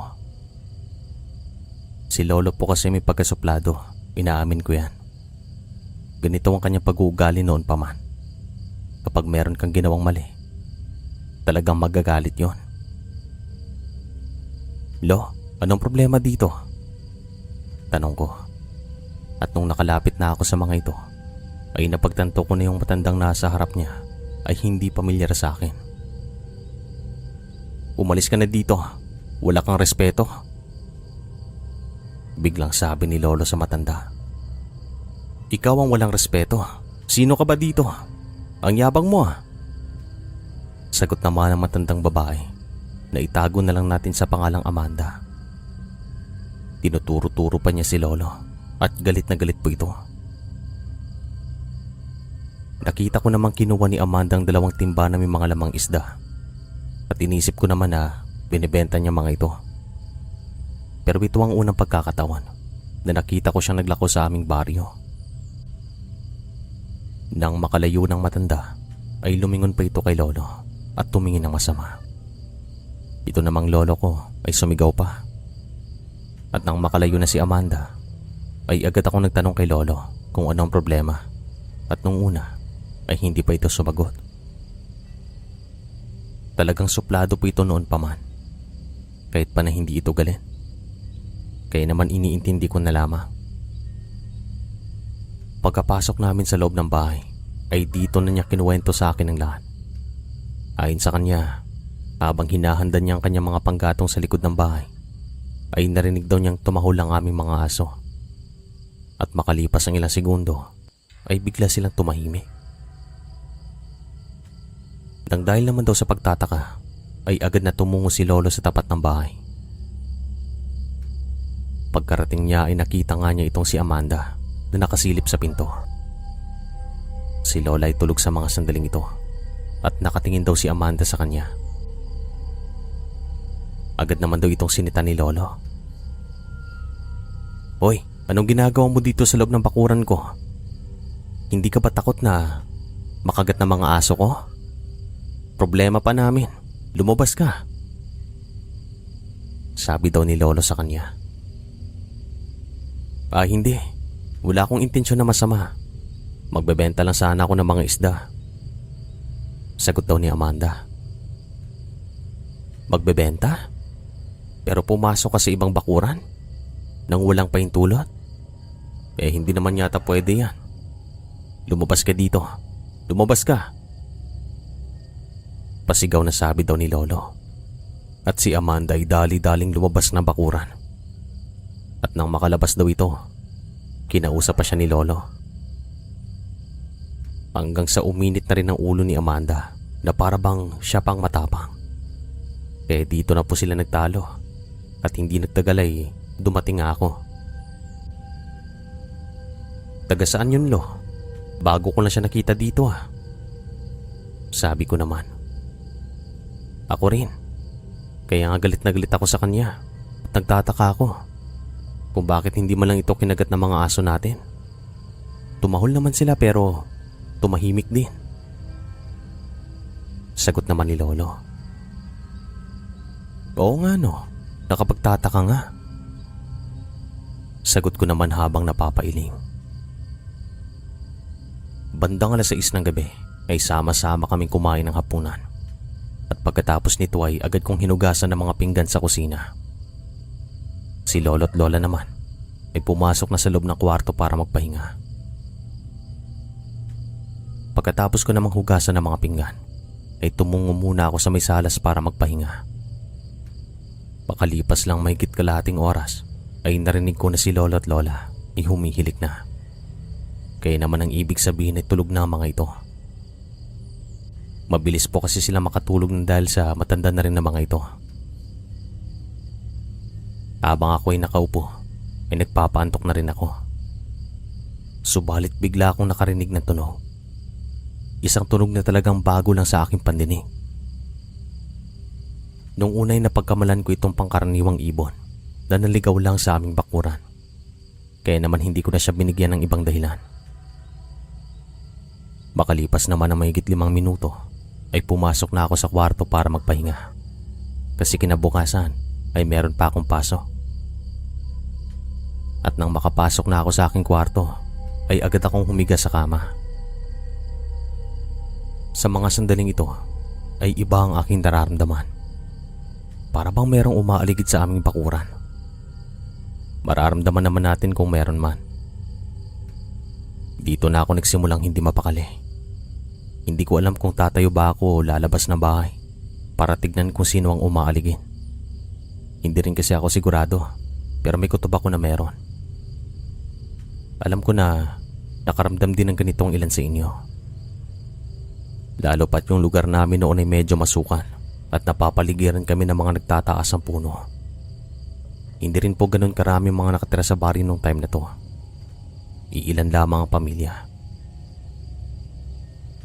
Makalipas naman ng mahigit kalahating oras ay napagpasyan kong bumangon at tumayo. Saka dumungaw ako sa bintana para makita ko kung meron ngang tao sa labas. Pero wala. Makalipas ang ilang minuto ay bumalik ako sa higaan at saka humiga. At bandang 10:00 ng gabi ay dinalaw ako ng antok at di kalaunan ay nakatulog ako nang hindi ko namalayan. Ngunit bandang 1:00 ng madaling araw ay nagising ako sa boses ng aking lola. Tila ba natataranta ito habang kinakausap si lolo. Kaya naman bumangon ako at nakinig pa. Nung narinig ko na para bang ginigising niya si lolo, ay dito na ako tumayo at naglakad patungo sa kanilang kwarto. La, meron po bang problema? Buksan niyo ako. Sabi ko at binuksan naman niyang pinto. Yung lolo mo, merong sinasabi. Parang nananaginip ng masama. Sabi ni lola at agad ko namang pinuntahan si lolo. Lo, gumising po kayo. Mahinaong sabi ko sa kanya. Pero kahit anong alog ko ay hindi po ito nagigising. Para bang mahimbing ang kanyang tulog. At totoo nga na nagsasalita ito. Sa katunayan, nagmumura pa siya. Lo, gising lo. Uy lo. Pero lumipas lang mahigit kalahating oras ay hindi pa rin po siya nagigising. Dito na kami kinutuban ng masama. At nung napagtanto niya na mayroong tumutunog, ay agad po itong napahinto. Si lola ay lumaki sa pamilyang may mga paniniwala sa mga kababalagan. Pero si lolo, hindi. Ibang kanilang paniniwala. Pero sa gabing ito ay nagbago ang kanyang paniniwala. Walang ano-ano ay nagsitahulan ng aming mga aso. Yung iba ay umaalulong pa. Tapos dito na po nagsimulang manginig si lolo. Nakakatakot. Kaya naman nagpanik talaga si lola. Ako naman ay hindi ko alam ang aking gagawin. Hindi ko alam kung tatakbo ba ako papunta sa bahay ng aking mga magulang o sisigaw ako para marinig ng mga kapitbahay namin. Parang blanco ang aking isipan, Sir Chris. Siguro nang dahil sa nangyayari. Ito kasi yung unang pagkakataon na nagpanik ako. Tapos wala akong ibang nadidinig kundi isang nakakangilong tunog. Iho, boy iho, tulungan mo ako dito. Sabi ni lola, pero hindi ko siya nadidinig masyado. At nakita ko siyang niyayakap na si lolo.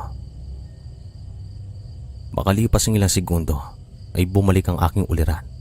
At dito na pa ako nakagalaw. Tumakbo ako palabas ng bahay at sabi ko kay lola, tatawagin ko si nanay at tatay. Subalit pagkarating ko sa labas ng pinto, isang malaking aso ang bumulaga sa akin. Medyo nagbabaga ang mga mata at hindi po talaga pangkaraniwan. Talagang kakaibang isang ito. Kaya naman sa sobrang takot ko ay bumalik ako sa loob ng bahay. Anong problema? Tawagin mo yung nanay at tatay mo ngayon din. Pasigaw na sabi ni Lola. Pero kahit sumisigaw na po ito ay talagang mahina ang kanyang boses nang dahil sa katandaan niya. Ayoko. May asong nakaharang. Ang laki. Nagbabagang mga mata. Sabi ko naman at dito na po siya kinilabutan. Isara mo mga pinto at bintana. Dalian mo. Pag-utos naman niya at agad ko naman itong ginawa. Sa maniwala kayo o hindi, medyo nakakadiri po ito pero ginawa po talaga ito ni Lola kasi wala po kaming anumang tubig sa loob ng kwarto. Pareho din po kaming takot na lumabas sa kusina kasi nga nakita kong malaking aso. Yung arinola na may lamang ihi ay kanyang binuhos kay Lolo nang sa ganun ay magising ito. Totoo po ito na ginawa talaga ni Lola at ang dahil naman dito, si Lolo ay agad na nagising. Hindi ko nga alam kung matatawa ako o hindi pero ganito po yung ginawa ni Lola. Ano to? Anong nangyayari? Nasaan na siya? Bulalas agad ni Lolo habang nakatingin sa paligid ng bahay. Hindi po siya mapakali at natataranta po ito. Siguro galing pa ito sa isang masamang panaginip kaya nagpapanik. At nung naimasmasan po ito ay dito na niya napagtanto na mapanghi. Bakit mapanghi dito? Anong binuhos niyo? Tanong niya. Dito na kami nagtinginan ni Lola. Hindi ko nga alam kung matatawa ako sa mga sandaling ito. Pero mas pinili kong maging seryoso at sinabi sa kanya na nananaginip siya ng masama at ang hirap niyang gisingin. Sinabi ko rin kung ano ang aking nakita sa labas ng bahay at dito na po siya bumangon. Kinuwento namin sa kanyang lahat-lahat at hindi siya nagdalawang isip na lumabas ng bahay. Tinanong naman namin siya kung ano ang kanyang napanaginipan pero hindi po ito sumasagot. Uunahin muna niyang labas ng bahay. At nang makalabas na ito ay sigaw siya ng sigaw. Hinahamon niyang matandang kanyang nakasagutan nung hapon na yun. At kami naman ni Lola ay talagang nagtataka kung bakit siya. Bakit niya ito pinaparinggan? Yun pala merong dahilan. Makalipas ang ilang minutong pag-iikot sa labas ng bahay ay bumalik ito sa loob at nagsabi na yung napanaginipan niya ay walang iba kundi si Amanda. Yung nakasagutan niya nung hapon na yun. At sabi ni Lolo, parang totoo daw ang panaginip na ito kasi kaya siyang saktan. Sinasakal daw siya at pinagtatawanan. Parang totoo daw na mamamatay na ito. At nung naramdaman daw niya na may bumuhos sa kanya, dito na siya nagising. At yun nga, ito yung mga sandaling binuhusan siya ng aking lola. Nanatili naman kaming gising hanggang sa sumikat ang araw at walang ibang bukang bibig si Lolo kundi ang matandang kanyang nakasagutan. Galit na galit po siya at kapag makita daw niya ulit iyon, hindi siya magdadalawang isip na kumprontahin. At sabi pa ni Lolo, naniniwala ito na isang aswang iyon. Kasi sabi ni Lolo, hindi naman yun papasok sa kanyang panaginip kung walang alam sa itim na kapangyarihan. Tapos parang totoo pa daw at kaya siyang saktan. Naghintay na lamang kami na sumikat ang araw at bandang 6:30, tumungo kami sa kaibigan niyang albularyo na madalas din namin pinupuntahan kapag meron kaming maramdaman na sakit sa katawan. Bata pa lamang po ako ay dinadala na ako doon ng aking mga magulang. Sinamahan naman kami ni nanay at tatay at sabi ni tatay, mananatili ito sa bahay ni lolo at lola ng ilang gabi para magbantay. Baka sakaling bumalik. Pagkarating naman namin sa bahay ng albularyo ay kinuwento namin ang mga nangyari at agad naman po itong natawa sa ginawa ng aking lola. Nagtawanan nga kaming lahat noon. Hindi na kasi alam ni lola ang kanyang gagawin. Nagpapanik na ito at natataranta. Binigyan naman kami ng mga panangga ng albularyo na ito at binigyan pa ng babala na anumang oras o araw baka babalikan si Lolo. At sigurado din po ito na yung matandang babae na nakasagutan ni Lolo ay ang siyang dahilan sa pambubulabo. Wala nang iba. Si Lolo naman ay nagsabi na susubukan niya itong hanapin kasi wala po siyang ginawang mali. Suplado lang daw ito pero tama naman ang kanyang ginawang pagsita sa matandang iyon. Pero nagpapasalamat naman kami kasi lumipas lang ilang gabi pero walang nambulabog sa amin. Hanggang sa lumipas lang ilang buwan, naging tahimik ang lahat. Yun nga lang, hindi namin ito makakalimutan.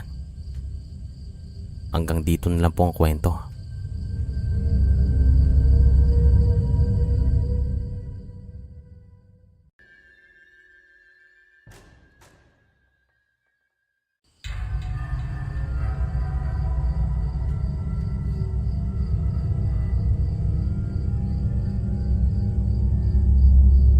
Isang mapagpalang araw sa inyo. Tawagin niyo po ako sa pangalang Roberto ng Batangas. Ang karanasang ito ay nangyari way back 1994 sa lugar namin. Noong time na to ay nasa 11 anyos pa lamang ako. Payakatahimik ang buhay namin. Wala man kaming yaman pero nagtutulungan kaming lahat. Bale isang compound po kami noon at yung pamilya ni Tio, ni Tia at kami ay nasa iisang bahagi ng baryo. Masaya kami magkakamag-anak. Kung walang pera yung isang pamilya, ay pinapahiram ng iba. Kung walang ulam, binibigyan. Kung walang mga baon ng bata, binibigyan. Magkakasangga kami sa buhay at kahit anong hirap noon, ay nalalampasan namin. Kasi nga nagtutulungan kaming lahat. Mababait din ang aming angkan. Wala kaming anumang gulo sa baryo at hindi kami nagkaroon ng away. Yung tatay ko noon ay isang mekaniko. Si nanay naman ay meron pong pwesto sa palengke. Nagbebenta po siya ng mga gulay at ilang mga prutas at kami naman ay nag-aaral. Sa awa ng Diyos ay hindi naman kami huminto nang dahil na ibibigay naman ng aming mga magulang ang aming mga kailangan sa eskwelahan. Hindi po sila nagkulang sa amin. Isang madaling araw, bandang 4:00, ay gising na kami kasi yung nanay namin ay tutungo sa bayan. Sa aming angkan, kami yung madalas na nagigising ng madaling araw kasi yung nanay lang namin ang merong pwesto sa palengke. Sabi naman ng nanay ko, "Nak, hugasan mo nga yung mga gulay doon sa likod ng bahay at ihahanda ko ang ilan sa mga prutas." Pag-utos niya, agad naman po akong tumungo sa likod ng bahay para hugasan ang mga gulay. Bali meron po kaming poso at ito yung poso na ginagamit naming lahat. Agad ko namang nilinis sa mga gulay at habang ginagawa ko ito ay tumingin ako sa mga bahay ng aking tiyo at tiya. Tinitignan ko kung meron bang gising sa mga ito.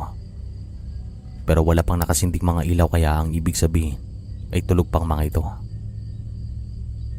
Makalipas ng ilang minuto ay natapos ko ng hugasan ng mga gulay.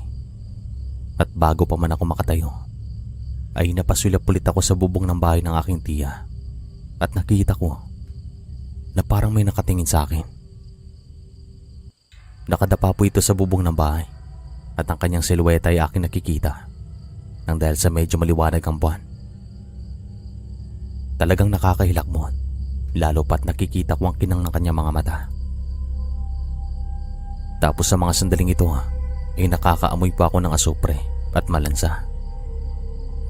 Nung una ay hindi ko alam kung anong klaseng sinyalis ito. Pero nakakahilo at para bang umiikot ang aking paningin. At sa maniwala kayo o hindi, natumba ako at bago ako mawala ng malay ay nakarinig ako ng mahinang bulong na sigurado akong nanggagaling sa nilalang na nasa bubong ng bahay. Hindi ko naman alam kung bakit ito ang iniisip ko sa mga sandaling bago ako mawala ng malay. Nagising na lamang ako na meron ng liwanag at pagkatingin ko sa orasan ay mag-aalas 7 na ng umaga. Si nanay at tatay ay nakita kong nakaupo sa tapat ng hapagkainan at kausap ang aking mga tiyo at tiya. Agad ko naman silang tinawag at dali-dali silang lumapit sa akin. Anong nangyari sa'yo kanina? Anong nararamdaman mo? Kakaalis lang ng manghihilot. Wala namang problema sa'yo ayon sa kanya. Ano ba talagang nangyari? Tanong sa akin ng aming ina. Hindi ko alam, Nay. Basta-basta na lang ako nawalan ng malay. Pero meron pa ako nakita sa bubong ng bahay ni Tiya. Sigurado ako, hindi ako namamalikmata. Meron pa ako nakita. Sabi ko, sabay turo sa akin tiyahin. Anong nakita mo? Sabihin mo sa amin. Tanong naman ng aking tatay. Tapos nakaamoy po ako ng malansa na may halong asupre. Kakaiba, nakakahilo. Sa tingin ko po parang tao. Buhagag ang mga buhok. Tapos kakaibang kinang ng kanyang mga mata. Nasisinagan na rin ang buwan ng kanyang ulo. At parang nakadapa po ito sa bubong habang nakatingin sa akin. Sagot ko pa. Baka aswang yun. Yan daw kasing sinyalis na merong aswang. Yung nangangamoy malansa at asupre kahit sa kulam. Sagot naman ng isa kong tiyo at dito na ako natigilan. Sino naman ang aaswangin niya dito sa atin? Bakit siya nandito? Patawang sabi naman ng aking tiya at napaisip din po kami kasi wala naman pong bata o sanggol sa amin nung time na to. Wala ring nagkakasakit. Sabi naman ni tatay, kapag mayroong magparamdam ulit sa amin o magpapakita, ay kinakailangan na namin maging alerto at magpuyat. Sumangayon naman po kami sa kanya. Lumipas lang ang mga araw, pero walang nagparamdam sa amin. Subalit makalipas ang 4 na buwan, ay napapansin namin na madalas nang napapadaan sa aming bakuran yung kabaryo namin na nakatira malapit sa Pangpang. Ito pong kabaryo namin na itago na lang natin sa pangalang Maria. Sa katunayan, nitong mga panahong ito ay mag-iisang taon pa lamang siya sa aming baryo. Lumipat sila doon ng kanyang dalagang anak at walang nakakaalam kung taga-saan po talaga ang mga ito. Meron pong 2 daanan ng aming baryo bago makalabas sa kalsada. Yung isa ay malapit doon sa Pangpang at yung isa naman ay nasa tapat lang ng aming bakuran. Kung iisipin, mas malapit po kung dadaan si Aling Maria doon malapit sa Pangpang kung galing siya sa kanilang bahay. Pero hindi lang namin maintindihan kung bakit umiikot pa ito sa amin para lumabas ng baryo. Ito namang isa kong tiyuhin ay talagang matalas ang pakiramdam at sabi niya naghihinala ito kay Aling Maria. Kaya naman humingi ito ng mga pangontra.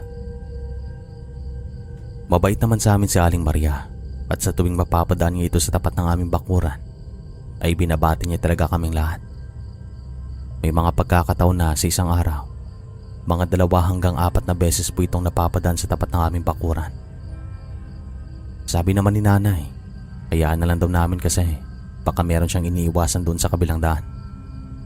Pwedeng may utang siya doon o ano man dyan. Kaya naman hinayaan muna namin at sinabihan si Tiyo na huwag nang mag-isip ng mga bagay na ikakasama ng paningin namin sa ibang tao. Sumang-ayon naman po ito. Subalit isang gabi, habang ako ay nag-iigib ng tubig sa likod, ay dumating naman itong panganing na anak ni Tiya. Pinsan ko, natawagin na lang natin siya sa pangalang Ate May. Nasa kolehiyo pa lang po ito.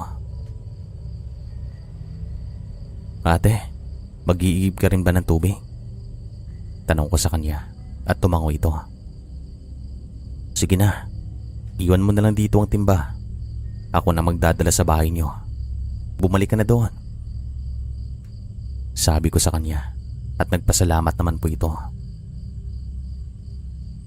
Habang naglalakad naman pabalik si Ate May, ay napansin ko na parang tumataba po ito. Payat naman ang kanyang pangangatawan noon. Pero inisip ko na lamang na baka marami na ito kung kumain Lalo pat meron siyang nobyo na mayaman nung time na to. Makalipas ang ilang sandali ay dinala ko sa loob ng bahay ang mga tubig na inigib ko at saka bumalik sa likod para punuin ang timba na dala ni Ate May. At habang ginagawa ko po ito ay meron pa akong nadidinig na yapak sa labas ng aming bakod. Inaapakan ng mga tuyong dahon para bang chicharon kapag kinakain. Tumingin naman ako sa bahagi na yon, pero nung una ay wala po akong nakita. At pagkatapos ko namang lagyan ng tubig ang dalawang timba ay agad ko itong binuhat papunta sa bahay nila Ate May. Nakita ko naman si Tia na kinakausap ang kanyang asawa sa pagkainan habang si Ate May ay nakahiga. "Ate, nandito na yung mga tubig mo." Pasigaw na sabi ko at agad naman po siyang bumangon at nagpasalamat. Si Tito na lamang ang nagbuhat ng mga balde patungo sa banyo na kung saan maliligo si Ate. Makalipas ng ilang sandali bumalik na ako sa bahay para magpahinga sa aking kwarto kasi kinabukasan ay meron po kaming pasok. At habang hinahanda ko naman ang aking higaan, walang ano-ano ay sumigaw si Ate May. Kaming lahat ay talagang nabulahaw. "Ano yun?" tanong na aming ina at lumabas pa ako ng kwarto at nagsabi na si Ate May ang sumisigaw. Lumabas kaming lahat sa bahay para tumungo sa bahay nila Tia. At pagkarating namin ay agad kami nagtanong kung anong problema kasi yung pagkakasigaw ni Ate May ay talagang nakakabahala. Yun bang takot na takot po ito? Nakita naman naming nakaupo si Ate May sa upuan at umiiyak na dahil sa sobrang takot. Ang kanilang banyo kasi ay wala pong bubong noon. Bali dingding lang ang meron. At kaya daw ito sumigaw nang dahil meron siyang nakitang sumilip sa taas ng dingding. At ayon sa pagkakalarawan niya, isa daw iyong malaking pusa na merong mahabang balahibo. Hindi rin daw niya maintindihan ang itsura kasi malayong malayo sa pangkaraniwan. Tapos medyo malaki pa daw. Pinakalma naman namin si Ate May at nang maayos na ito, ay kinausap namin siya na huwag magpapadala sa takot. At dito na po nagtanong si Tatay kung bakit sila talagang pinapakitaan at pinaparamdaman ng aswang. Dito na po inamin ni Ate May ang katotohanan. Kahit po si Tia ang nanay niya ay walang kaalam-alam dito. Sinabi nga ni Ate May na buntis po siya sa mga panahon ito. Binabantay naman ni Tia ang dalaw ni Ate at sinasabihan lang daw siya ni Ate na dumating na. Meron din kasing tiwala si Tia sa kanya. Si Tito naman ay parang puputok sa galit nang dahil nga hindi pa nakakapagtapos ng pag-aaral si Ate pero nabuntis na. Subalit pinakalma namin siya ni Tatay at sinabihan na ang pinakamagandang gagawin ay ang kumalma at pag-usapan ng mahinahon ng ganitong bagay nang sa ganon ay sustento ang sitwasyon at walang anumang gulo. Matapos naman ng ilang oras na usapan ay nagsabi si Nanay at Tatay na babalik na sila sa aming bahay. Pero kami daw ay magpapaiwan para merong kasama sina Ate May. Kaming magkakapatid ay natulog naman sa kanyang kwarto para kahit papaano ay mawalang kanyang takot. Nakatulog naman po kami ng maayos at wala naman kaming narinig o nararamdamang kakaiba.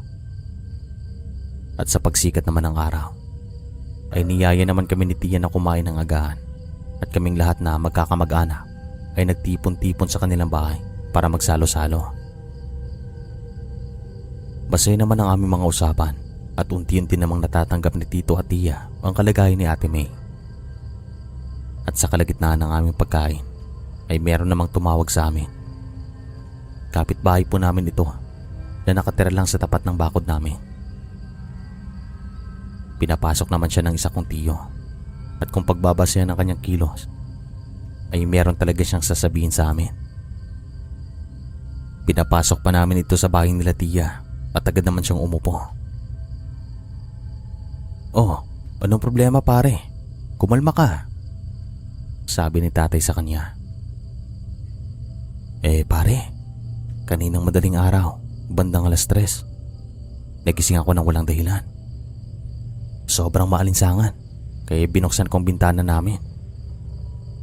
Nang dahil naman maliwanag ang buwan, ay nakita ko itong kabaryo natin na pabalik-balik sa labas ng inyong bakod. Sabi ng kapitbahay namin ito na tawagin nilang nating Mang Tomas.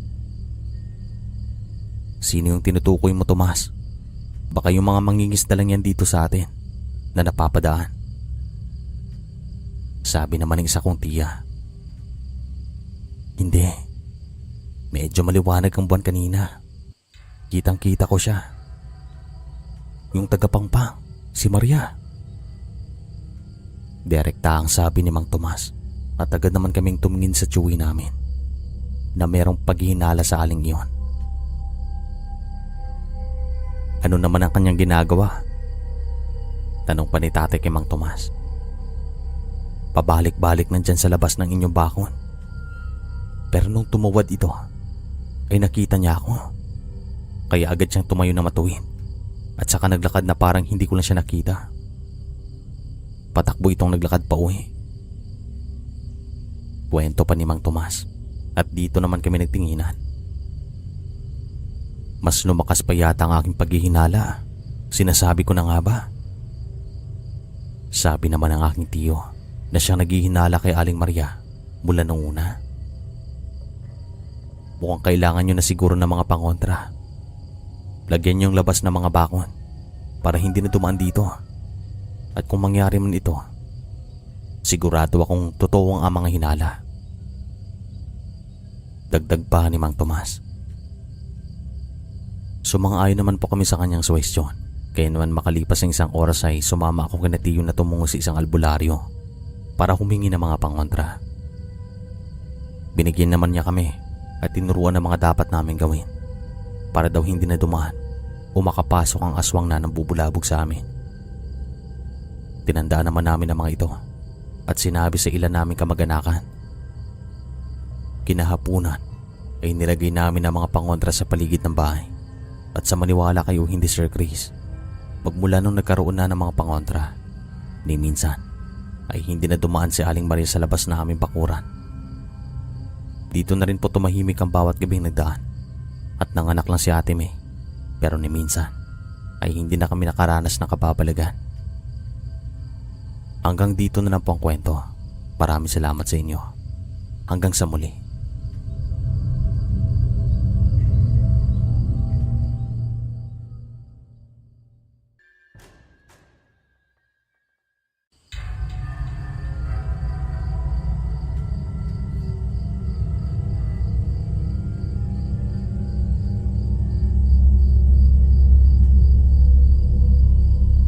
Magandang araw po sa inyo. Itong karanasang ito ay nangyari sa lugar namin sa Batangas way back 1987. Tawagin niyo na lang po akong Ambo. Nung time po na ito, ako ay nasa 11 anyos pa lamang. Bata pa ako, kaya ang ibang pangyayari ay hindi ko na po maalala. Sa katunayan, tinulungan lang po ako ng aking mga pinsan. Sisimulan ko na po ang kwento.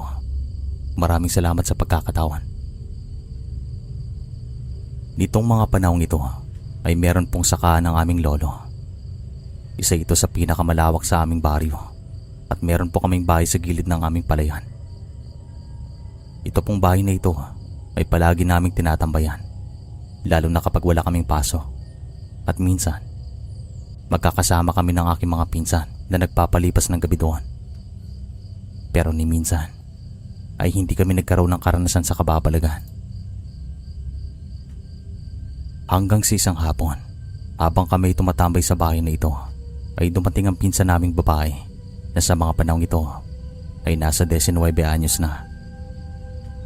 Tawagin natin siya sa pangalang Mia. Ito namang dalawang pinsan ko na kasama ko palagi ay tawagin na lang natin sa mga palayaw na Toto at Nonoy.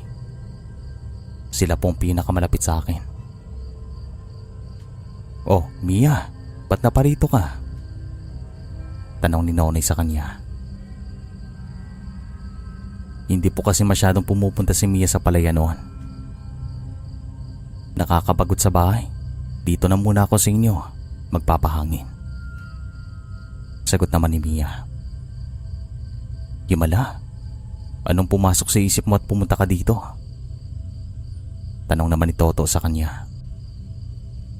Iyaan niyo na ako. Huwag nang maraming tanong. At Ambo, pwede bang makisuyo? Pwede mo ba akong ipagtimpla ng kape? Tanong naman niya sa akin. Kami naman nila Toto at Nonoy ay nagtinginan kasi sa pagkakaalam namin ay hindi po talaga nagkakape si Mia. Ano? Tanong ko na lamang sa kanya. Sige na, ipagtimpla mo ako ng kape. Yung walang asukal. Sagot pa niya at dito pa kami nagtaka kasi naninibago kami sa kanya. Mia, parang may nagbago yata sa iyo ah. Meron ka bang problema? Pwede mo namang sabihin sa amin. Sabi naman ni Toto. Wala akong problema. Sige na Ambo, ipagtimpla mo na ako ng kape.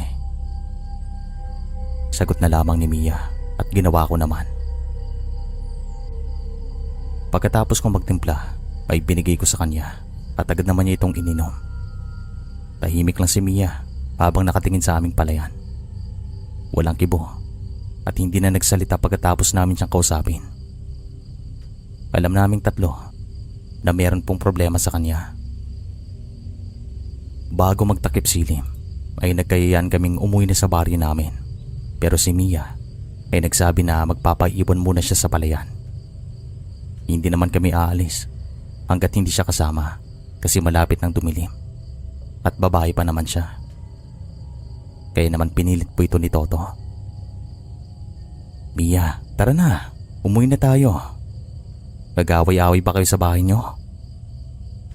Tanong ni Toto sa kanya. Siya nga po pala, yung mga bahay namin ay nasa iisang purok lang. Parang compound po kami noon. May mga agwat naman ang mga bahay namin. Subalit yun nga, nasa iisang purok lamang kami. Pero syempre, yung mga pamilya namin ay meron ng kanya-kanya mga problema. Hindi naman namin binabahagi sa bawat isa. Yung problema namin ay sa amin lang. Pero minsan, kailangan din naman nating magbahagi. Mia, sabihin mo nga ang totoo. Meron ka ba talagang problema? Tayo-tayo lang din naman na magtutulungan sa uli. Sabihin mo nga sa amin. Sabi ni Toto sa kanya. Si Toto kasi ang pinakamatanda sa amin magpipinsan. Marami na siyang mga naranasan. Kaya naman minsan, sa kanya ko rin sinasabi mga problema namin sa bahay. Kumbaga, siya po ng aming sandalan noon. Wala akong problema. Dito na lang siguro ako magpapalipas ng gabi. Ayoko doon sa bahay. Naiinitan ako. Sagot naman ni Mia. At agad naman kami nagtinginan. Naninibago talaga kami sa kanya kasi noon, hindi nga ito makatambay doon sa palayan kahit saglit lang. Tapos magpapalipas pa siya ng gabi. Kaya naman talagang nakapagtataka mga sandaling ito. Napansin din namin ang kanyang mga mata ay malalim. Para bang hindi ito nakakatulog na maayos. Ayos ka lang ba talaga, Mia? Gusto mong tawagin natin si Tio? Tanong naman ni Nonoy. Alam naman nilang dito ako magpapalipas ng gabi. Kaya huwag kayong mabahala. Sagot pa ni Mia at bumulong naman sa amin si Toto. Napuntahan namin ang aming Tio. Tatawagin natin Tio Armando. Siya ang tatay ni Mia. Sige Mia, muna na kami. Sabi ko naman sa kanya at tumango naman po ito.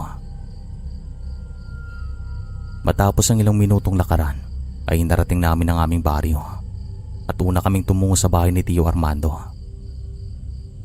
Pagkarating namin ay agad namin siyang tinawag at nakita namin mula sa labas na kumakain po sila ng hapunan kasamang isa pa naming pinsan, kapatid ni Mia. Tio Armando, kami to.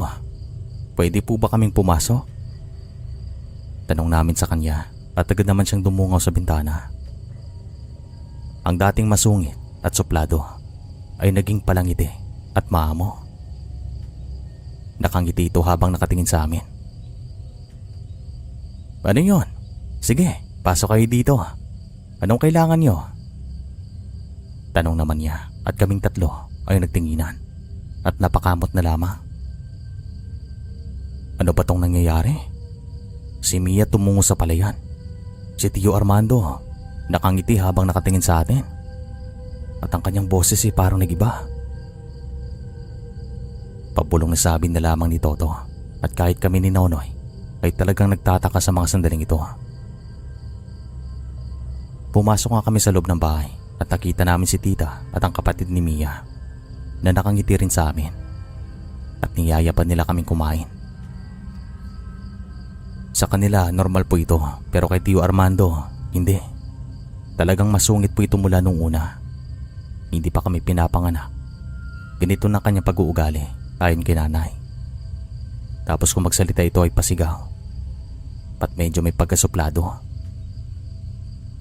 "Tio, ayos lang po ba kayo? Parang maganda yatang modo mo ngayon ah." Pabirong sabi ko naman sa kanya. Oo. Ito kasing manugang ko. Binigyan ako ng panabong na manok. Nilaban ko kanina. Panalo. O sige na, kain na kayo dito. Sagot naman ni Tio Armando. At ang kanyang tinutukoy na manugang ay ang nobyo pa lamang ni Mia. Kami naman ay nagtataka kasi ni minsan ay hindi pa nga namin nakita ang kanyang nobyo. Pero manugang nang tawag sa kanya ni Tio Armando. Manugang? Ikinasal na ba si Mia at ang kanyang kasintahan? Hindi pa nga namin siya nakikita. Wala naman po siyang sinabi sa amin. Sabi naman ni Toto. Huwag niyo nang isipin yon. Malapit niyo na siyang makikilala. Sa araw ng kanilang kasal ay iimbitahan namin kayo. Kaya huwag kayong mag-alala. Sige na, kumain na kayo. Sagot naman ni Tio. Tio, si Mia po'y nasa palayan. Doon daw siya magpapalipas ng gabi. Ayos lang po ba sa inyo? Susunduin ba namin? Tanong ko naman sa kanya. Hayaan mo na siya doon. Sabi niya kanina, magpapahangin lamang siya doon. Kasi naiinitan dito. Sagot naman ni Tio Armando. Hayaan niyo na siya doon. Ligtas naman siya doon. Sagot naman ni Tita, asawa ni Tio Armando.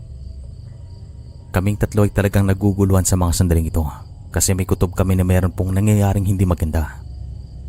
Sigurado po kami na merong mali. Sabi naman ni Toto ay umuwi daw kami sa kanya-kanya naming mga tahanan at sabihin sa aming mga magulang na merong nangyayaring hindi maganda kina Tio Armando at Mia. Ginawa nga namin ito at sinabihan naman kami ni tatay na sunduin namin si Mia sa palayan kasi baka meron talagang problema. Bandang 7:00 ng gabi, pagkatapos namin kumain ng hapunan, ay sama-sama kaming tumungo sa palayan. At pagkarating namin doon, nasa labas pa lamang kami ng bahay, ay nadidinig na naming nagsasalita si Mia na tila ba merong kinakausap sa loob. Sumenyas naman si tatay sa amin na wag lumika ng ingay, kaya ginawa naman namin. Pagkarating namin sa bintana ng kwarto ay nakita naming nakabukas po ito ng bahagya at una akong sumilip para makita ko kung sino ang kausap ni Mia. Maitim po kasi ako kaya naman ako yung pinasilip ni tatay sa bintana nang sa ganon ay hindi agad ako makita ni Mia. Wala rin kasing ilaw sa labas bukod sa nakasinding gasera sa loob ng kwarto. Nakita ko naman na wala naman pong tao sa loob. Kaya naman labis ang aking pagtataka. Lumapit ako kina tatay at bumulong. Nay, tay, wala naman pong ibang tao sa loob bukod sa kanya. Pabulong na sabi ko at dito na po naglakad si tatay at tinawag si Mia. Mia, Mia, sino ang kausap mo? Direkta ang tanong niya. Tito? Nandito pala kayo? Wala po. Meron lang po akong iniinsayo para sa aming aktibidad sa eskwelahan. Sagot naman ni Mia. Natataranta po ito at para bang nababalisa na tila ba nahuli namin siyang merong ginagawang hindi maganda. Ganito po ang kanyang reaksyon kaya naman talagang nakapagtataka. Papasok kami, sabi naman ng aking ina. Pagkapasok namin sa loob ay agad naman namin siyang kinausap kung meron ba siyang problema o pinagdadaanan. At sa mga sandaling ito ay parang lutang po si Mia. Hindi po siya makausap ng matino at iniiba niyang usapan na tila ba meron siyang tinatago sa amin. Tiya, wala po akong problema. Ay siya nga pala, kumusta pong mga kambing niyo? Tanong ni Mia kay nanay. Iya, sagutin mo ako na maayos. Hindi yan tinatanong ko. Sagot naman ni nanay sa kanya. At walang kaabog-abog ay dinig na dinig namin ang tunog ng isang tiktik. Alam ko ng iba sa inyo na merong karanasan ay alam ang tunog na ito. At makalipas lang ilang sandali ay nasundan po ito ng lundag sa bubong ng bahay. Gawa pa lamang ito sa pawid. Alam kong hindi ka hayop at hindi ka rin pangkaraniwang tao. Wag na wag mo kaming subukan kasi baka hahantingin ka namin.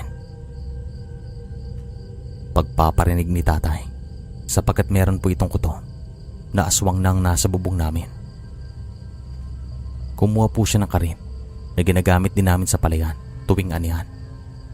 Pero bago pa man makalabas ng bahay si tatay ay pinigilan po siya ni Mia. Hinawakan niya na maigpit ang mga kamay ni tatay sabay sabing, "Wag ho tito," na nasa mataas na tono at kaming lahat naman ay nagtaka kung bakit niya ginawa iyon. Anong problema, Iya? Ba't mo pinipigilan ng tito mo? Tanong naman ni nanay sa kanya at agad naman niyang binitawan ng mga kamay nito. Talagang nagtataka kami. Lumabas naman si tatay at agad niya hinahanap ang nabubulabog sa amin pero wala siyang nakita. Huminto rin sa pagtunog ang tiktik. Kaya naman ang ibig sabihin ay ayaw nilang mahuli. Talagang nakakahilakpot ang mga sandaling ito. At kinausap naman ni nanay at tatay si Mia kasi kakaibang kanyang kinikilos at tila ba meron siyang hindi gustong mangyari sa mga sandaling ito. Parang meron siyang tinatago. Maya-maya lang inutusan ako ni tatay na tawagin ang aking mga pinsan at ang kanilang mga magulang kasi meron nang nangyayaring hindi maganda sa mga sandaling ito. Kaya naman naglakas loob kaming tumawid ni ate sa pilapil habang hawak-hawak ko ang isang karit. Nakatawid naman kami ng ligtas at pinuntahan namin ang mga bahay ng aming tiyo at tiya. Wala sila doon pero meron pang isang bahay na hindi pa namin napupuntahan. Ang bahay nila Tiyo Armando at sigurado na nandoon silang lahat. Pagkarating nga namin doon na hindi nga kami nagkamali.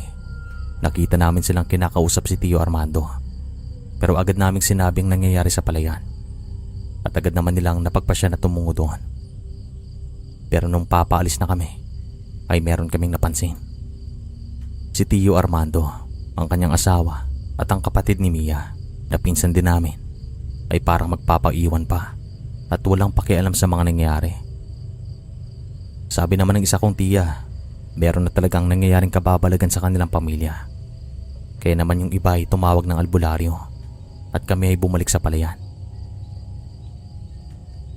Pagkabalik namin doon ay kinakausap pa rin ni nanay at tatay si Mia. Makalipas ang mahigit kalahating oras ay dumating naman ang albularyo.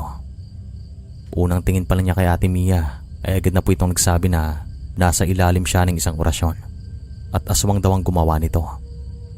Ang mas masakit, kasintahan daw niya ito. Hindi namin alam kung paano niya nalaman pero gaya ng sabi ni Tiyo Armando kanina ay meron ngang kasintahan si Mia. Kinuwento naman namin sa aming mga tiyo at tiya ang tungkol dito at hindi naman sila makapaniwala.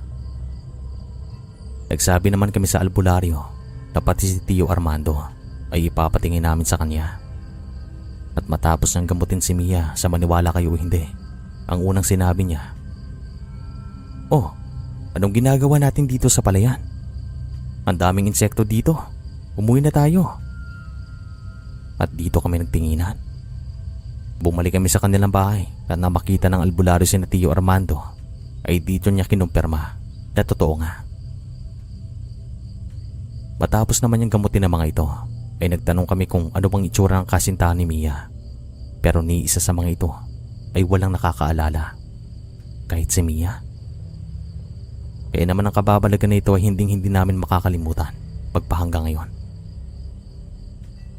Hindi na rin po ito nasundan nang dahil sa tinulungan kami ng albularyo nito. Nagbigay din siya ng mga pangontra sa amin nang sa ganun ay hindi na muli kaming balikan ang kasintahan ni Mia. Maraming salamat po sa pagkakataon na ito. Maraming salamat sa pagbigay niyo ng oras sa kwento namin. Hanggang sa muli po, pag-iingat kayo palagi. More power sa inyong channel.